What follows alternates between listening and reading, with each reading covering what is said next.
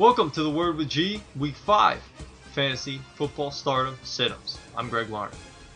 Coming off a day after the Green Bay Packers absolutely dismantled the Minnesota Vikings, sitting here as a Green Bay Packer fan, I could not be happier. But let's get to the stardoms and the sit-ups. First, the two stardoms. First, Eddie Royal.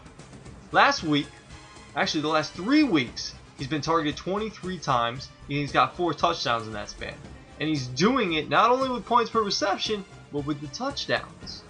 The last 3 weeks, he's got 13.9 points, 20.2, and 27.5 respectively.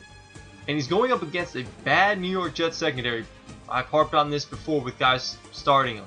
Go start guys who are going up against the New York Jets secondary. Wide receivers going up against that secondary, very, very favorable. And his quarterback, Philip Rivers, on fire the last couple weeks and to start this season. So stay with the hot hand and with the favorable matchup in Eddie Royal versus the New York Jets secondary. Next, Clay Harbor. You might be thinking to yourself, Greg, who is Clay Harbor? Let me tell you about him. He's the tight end for the Jacksonville Jaguars. And with their starting tight end, Mercedes Lewis, out, and Cecil Shorts also out, Blake Bortles doesn't have a whole lot of weapons at his disposal anymore. So he threw to Clay Harbor 8 times, had 8 catches last week with 70 yards. Not bad.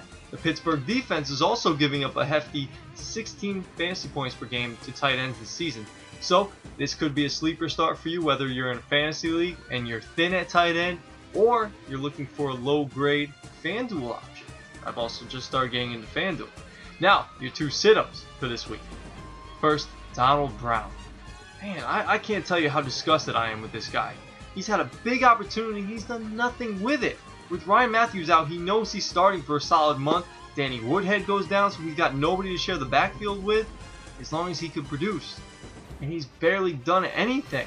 Last week, he had 10 rushes for 19 yards. And he only has value in PPR leagues because he gets a couple receptions out of the backfield. The New York Jets are giving up the fewest points to fantasy running backs this year. I actually dropped Donald Brown in one of my leagues. I suggest you do the same if you want to keep him around. Park him on your bench. Finally, Stephen Ridley.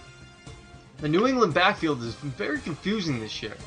Whether it's with Stephen Ridley or Shane Vereen, you don't know who's going to be getting the snaps, who's going to be getting the touches. Very much a roller coaster in that backfield. And the offense in general has been out of sync. Whether it be with Tom Brady and the wide receivers, the running backs, the offensive line, they've shuffled around, started a couple rookies. Last week against Kansas City, that didn't really work out too well for Bill Belichick, but he was trying to shake things up. It's too inconsistent, and it really was only on the field for 12 snaps last weekend. That's not good. He's only had 1 good week so far this year where he put up double-digit fantasy points, and Kansas City is giving up the 8th fewest fantasy points to running backs this year. So I'm saying keep Stephen Ridley on the bench. How much I would trust him. That's why I'm not a big fan of drafting these New England running backs. I'm Greg Larner. This has been your Word with G, Week 5 Fantasy Football Stardom Sit-Ups.